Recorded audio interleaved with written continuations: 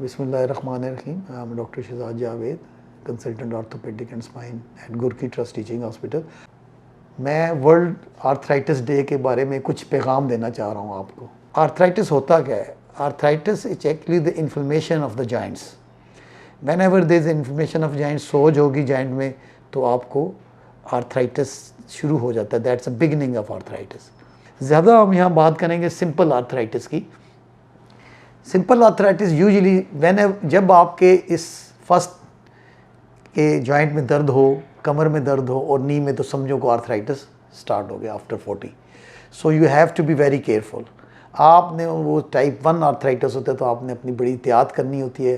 اگر گھٹنوں میں درد ہے تو آپ گھٹنوں کو بچانا شروع کریں. میں ہمیشہ اس کو کہتا ہوں فرنٹ ٹائر ہے, نیچے نہ بیٹھیں, نماز کرسی پہ پڑھیں, واش روم میں کموڈ استعمال کریں, چلیں اتنا جتنا ضروری ہے. سائیکلنگ اور سوئمنگ ایکسرسائز ہے.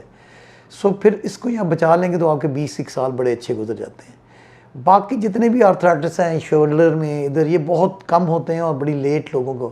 سب سے کامن آرتھرائٹس جو ہے وہ نی میں ہوتا ہے.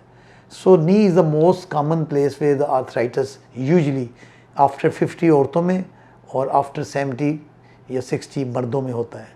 اور وہ جب اپنے گریڈ پاس کر جاتا ہے 1 2 3 تو اس وقت, اس سے پہلے تو آپ نے صرف زندگی کی ماڈیفیکیشن کرنی ہوتی ہے کہ نیچے آپ زندگی کو ماڈیفائی کر لیں, نیچے نہ بیٹھے, نماز کرسی پہ. بڑے لوگ کمبورڈ کے بارے میں بڑی بحث کرتے ہیں کہ جی نہیں ہم نے تو کمبورڈ نیچے والا یوز کرنا ہے, لیکن میرا یہ خیال ہے کہ اللہ تعالیٰ کی طرف سے اس کے لیے معافی ہے. تو آپ کو اوپر ہی کمبورڈ استعمال کرنا چاہیے. اس سے آپ کے گھٹنے کی لائف 7-8 سال بڑھ جاتی ہے اپنے ذاتی گھٹنے کی. لیکن جب یہ ٹائپ 4 سے اوپر چلا جائے تو پھر اس میں آپ کو نیا گھٹنا ریپلیس کرنا پڑتا ہے, اور جس کے تقریباً 99% کامیابی کے ریٹ ہیں. 1% فیل ہو جاتا ہے جن میں انفیکشن ہو جائے, اور کچھ 1-8% میں پینفل رہتا ہے فار ایور. باقی کمر میں جب آرتھرائٹس ہوتا ہے جس کو ہم ڈیجنریٹڈ ڈیزیز کہتے ہیں, وہ آپ کو شروع میں بھی آپ کو کنزرویٹو رہنا ہوتا ہے. ایکسرسائزز کیوں ہوتا ہے زیادہ تر کمر کا ڈیجنریشن؟ ایج کے ساتھ ہوتا ہے, فیمیل میں کامن ہوتا ہے. اس کی وجہ یہ ہوتی ہے کہ آسٹیوپروسس, ہڈیوں کا بھربھرا پن. یہ ایک عورتوں میں جب مینسز بند ہوتے ہیں اس کے 3-4 سال بعد اپنے عروج پہ آ جاتا ہے. سو اس وقت آپ کو اپنے ڈاکٹر سے ملنا چاہیے تاکہ آپ کو وہ کچھ میڈیسن پہ ڈالے, کچھ ایسی میڈیسن جو کہ آپ کی ڈیجنریشن کو روکے.